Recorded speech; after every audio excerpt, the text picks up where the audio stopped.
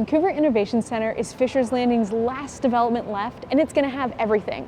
Today we're checking it out and we're meeting with the developers.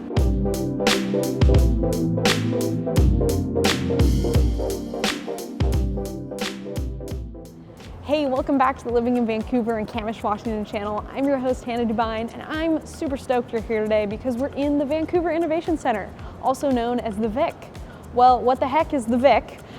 This is the old HP campus. So back in the 90s and the early 2000s, this place was bustling. There was like 2,500, 3,000 employees that worked here.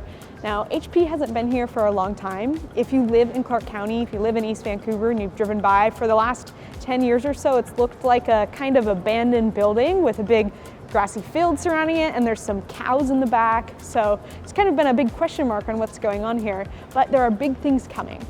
This is a 179-acre development, and it's going to be mixed use, so it's going to have everything, and I'm really excited to share with you about it today.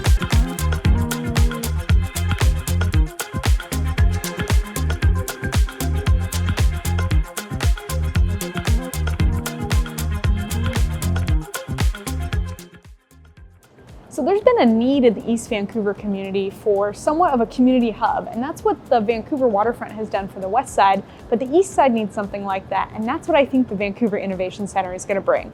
This is a mixed-use development, so it's going to have everything. It's going to have residential, which is exciting for me as a realtor, right? It's probably going to have townhouses, condos, and apartments. It's going to be high density. It's going to have some retail on main floors of buildings. It's going to have common spaces where there can be events and community gatherings. Of course, the majority of this development is still industrial, as this is a light industrial development. The northwest corner of the property sold to Evergreen Public School District, so there's going to be a new school here, and there's going to be an incredible walking path around the entire perimeter of the property. One thing that HP did is they planted a bunch of beautiful trees, and now they're very mature, and we're so thankful that the developers are going to keep them. So shout out to new Blueprint Partners and Rabina, who are the developers on this project. They've really put in a lot of work since they closed on this property in 2020. By the way, they bought this property for $35 million. Kind of a steal in my opinion. This is 179 acres, but they've put in so much money to these facilities, a lot of it being behind the scenes. One of the first areas they invested in was this common area right as you come into the building. It's a great spot for the tenants and the employees of the tenants to come grab lunch. They also have live music. They've got like yoga sessions, other community focused events. They've got these little work pods everywhere. I'm sitting in one right now. They've got a fitness center that the tenants can use. This is a place that I would want to work. So the developers in this project, they are from New York. We've got New York money coming into little old Vancouver, Washington. That's kind of crazy to think about. Some of you, especially those who have lived in Clark County for a long time, might think that's a bad thing, but I think it'll bring a fresh perspective. I've gotten to know the developers, Ron and Marc, over the last few years as they've worked on this project, so let's go chat with them. I am here with Marc today at new Blueprint Partners, and he is one of the developers of the project, so he's going to share with us a little bit about it today. My pleasure. Okay, so this is a really big project. What inspired you to take it on, and why did you choose this site? So what we do at New Blueprint Partners is we buy manufacturing buildings where manufacturing occurred. So that's a subset of industrial real estate. We do this all over the United States. And before starting New Blueprint Partners, I had worked for another company, and I had been coming out to the Pacific Northwest, looking at deals for that company. And then we transitioned over to New Blueprint. And this was just a deal we became aware of. We didn't realize the extent of how large it was, but obviously on paper from New York, which is where I'm from, it looked great. It looked like a big donut hole surrounded by the donut of all the residential around it. Exactly. But it was manufacturing. At the end of the day, it was built by Hewlett-Packard. It was to manufacture inkjet printers, and so it fit within our parameters. So I came out here and I was overwhelmed. Literally overwhelmed, because it's just so hard to take in everything that is going on here, just in terms of the buildings, in terms of the land, in terms of the contextual uses that are around the campus. So, but what drove us to do this deal is that it actually sort of is the penultimate of my career, because if you think about it, it deals with industrial real estate, which is what I specialize in. It deals with redevelopment, reuse, adaptive reuse, taking industrial buildings and trying to figure out how to reuse them. It takes into account perhaps sustainability, which is something that's personally very important to me. And it takes into account smart development, which is, again, something that I thought we could do here. So that's what drove me to do this crazy deal. But it wasn't really crazy. It was really something that it turned out to be. Not that it turned out to be, but at the time we thought, you know, this could be incredibly exciting if we're lucky enough to figure out a way to get it done. If we're lucky enough to put all the parts and pieces together to figure that out. And I'm fortunate in that I have a great set of partners who were very much in the same liked mine in terms of future development, in terms of sustainability, in terms of adaptive reuse, and in terms of providing something for the community that can also be beneficial for what we want to do, which is, at the end of the day, we're developers. I mean, whether we like it or not, our goal is to take our investment and make money from it. So not that that's a dirty word, but that's what helps promote change. That's what helps promote the development. So that's a long-winded way to answer your question. Yeah, I'm really glad you guys took on the project, because I know it was kind of this building that looked abandoned for 10 years or so. No one really knew what was going on. So props to you. Thank you. I know a lot of folks are interested in what the community amenities will be in terms of like open space outside and the trails. So can you tell us a little bit more about the plans for that? Sure. This is, so we have some great things that we have planned and some great things that are going on today. Part of what we have planned is to do what's called a perimeter loop, which is basically a 2+ mile trail running along the perimeter of the property. Now, part of that trail actually already exists. Most people don't know about it, but it exists. And again, because this is a campus, it gives the appearance of being closed off from the community, but obviously part of our goals will be to open that up and create multiple access points for the local community to access the site. So there'll be a trail along the perimeter, the outside of the property. In addition, on 176th, there will be a park that will end up developing that'll go through to what will be an interior loop trail and roadway. And then in addition, which has gotten a lot of press, there's a almost 14 acre forested tract on the northeast corner of the property that we'll be selling to the city of Vancouver. And the city of Vancouver will be creating a park out of that. And that park will obviously connect to our trails. So our trails will be both out in the open, but also it'll be combined with the city park. So you'll be able to walk through woods. You'll be able to walk through, if you'll walk along the eastern side of our property, there's a whole tree-lined trail there that exists today. So that'll be part of our exterior loop. And then in addition to that, part of our public right-of-ways, part of our streets will include bike paths, sidewalks that'll be meant for multimodal access. So all that provides for public access, for public openness, and for people to be able to access the site. I think people are really excited about that, because one of the requests I get all the time from home buyers, people in the community, is just, we want to be able to walk, we want somewhere beautiful with nature, and I think it's going to be the community hub of the East Side, much like the Vancouver waterfront has been over the last 6 years. So, well, I should only hope. That's great. I mean, I should only hope. I mean, I love the Vancouver waterfront. The way that trail also runs along the Columbia River. To be part of that, to be thought of in the same sentence is truly is an honor. But that said, that goes with everything we want to do here, is to create that walkable neighborhood. 20-minute neighborhood. The 20-minute neighborhood, 20-minute community. which is basically, what is a 20-minute neighborhood? It's to be 20 minutes of where you work, where you can shop, and where you can live by walking. By walking. So with all of the job creation we hope to have on our site, with the new tenants we've been able to get to relocate here, with the new infrastructure, the new amenities we've added onto our existing buildings here, that hopefully creates that vibrancy for our attracting jobs. And then in addition, we have 1,800 apartments that we've now been approved to build.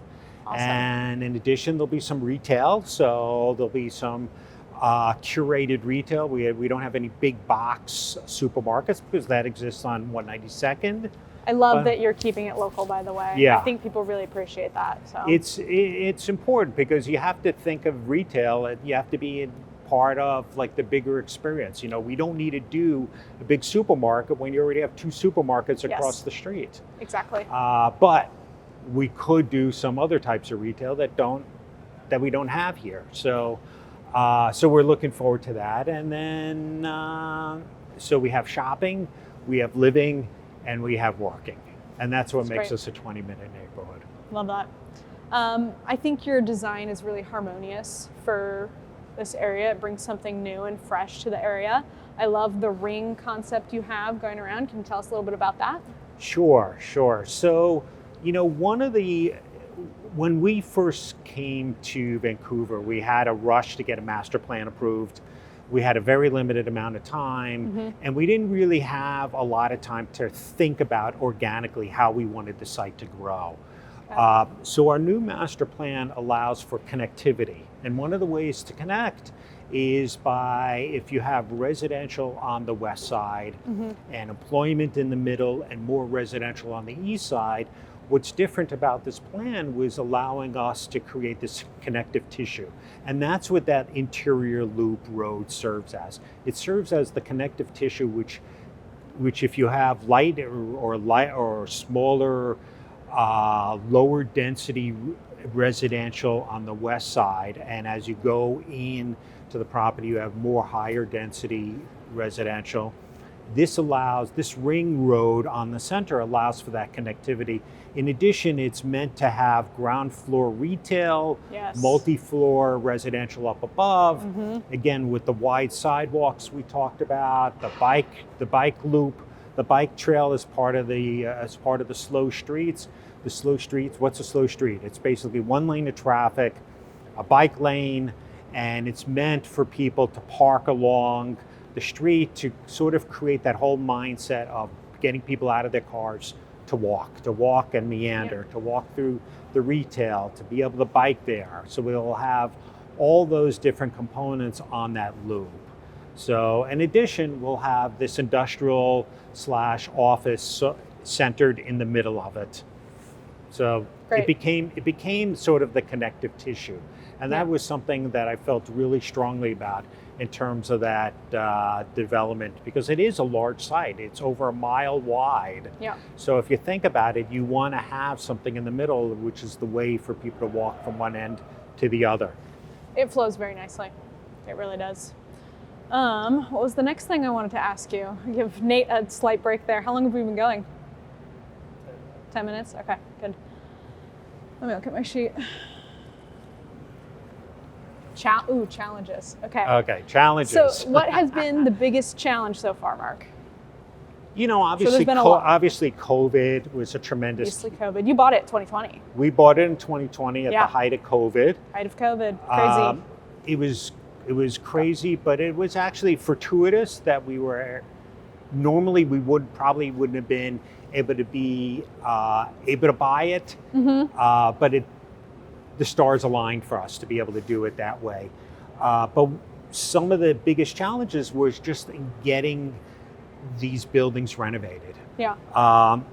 You know, the buildings were built by, as I said, by HP, late 80s, early 90s. They needed a lot of TLC. Yeah. We had to replace a lot of the existing mechanical systems, put on a new roofs in a number of the buildings. With the supply chain issues, lack of labor, those were our biggest. Everything that we thought was going to take a year to 2 ended up taking twice as long. So those were some of the biggest challenges. And today, right now, I mean, the economic environment is a little, for commercial development, is a little upside down right now because of the higher interest rates, higher labor costs, higher material costs. So that has slowed down our development. We're getting to the point where we think everything will make sense to pull the trigger in the next couple of months. So hopefully that'll continue to align. Yeah. And with that, our first big move will be 450 apartments on the west side, which will basically be in the southwest corner of our property. So we're very excited about that possibility. But really what it comes down to, the COVID remnants, I mean, it feels like a fog that has sort of been lifted, but we've all experienced this. But from a development, pure business standpoint, it really had a tremendous impact. When you're trying to pull tenants in and you want to make promises to them on when you can deliver space, when their space will be ready, simple things, doorknobs was like in short supply. If you think about it, you can't finish space without doorknobs. Problems you never knew you'd have. Exactly. I mean, hinges, all that door hardware stuff was so difficult to get a hold of. And it's hard to finish space when you can't put up doors. So it's little things like that we've had to, but we figured out a way. Figured out a way, and those have been some of the biggest challenges. Cool. What are you most excited for? My last question for you. Really, last question? Yeah. What am I most excited? You know what? I'm excited to see this vision come to life. That's really what I'm excited about. I'm excited to see people walking through the campus. I'm excited to see people pushing baby strollers. I'm excited to see older people walking around and taking advantage of the trails. That to me is what, when I come back in X number of years after stuff has been built, and to pause and take a step back and look at that, to be a part of that, I feel very fortunate. That's what I'm very excited about. Me too. I think the community is really going to be blessed by this project. I think they thank are. you Even so if much. even if they have some opposition to it right now, which we know change is hard. You're making it better, and so look, I get it. that. I get it. We've been in this site's been in people's backyards for 40 years. To all of a sudden think it's going to be different, to think it's going to look differently, is a challenge. And people's houses, that's some of them, it's their biggest investment in their life, and to possibly impact that, and you don't know, that unknown can be scary. But hopefully, we will build something they'll be very happy to be a neighbor of. That's our goal. Cool. So, thanks, Mark. We appreciate your time. Thanks for coming out. My pleasure. Thank you. I'm so excited to see what the Vancouver Innovation Center brings here to this part of Clark County. I think it's really going to change the fabric of this community, and it's something that's really needed. They've already brought a lot of jobs in here, and I know there's many more to come. I'm excited to see what happens with the residential housing projects. We're not quite sure which ones will or won't be for sale yet, but we'll see as we go forward. And I think this is going to be a really cool video to look back on in another 10 years, because this is a time capsule in Clark County history. Thank you so much for watching, and if you're thinking about moving to or within Clark County, Camas, Vancouver, Washington, myself and my team at Dubyne Realty Group would love to be of service to you. Send us a text, email us, DM us on Instagram at Hannah Dubyne, and we can't wait to see you again soon. Bye.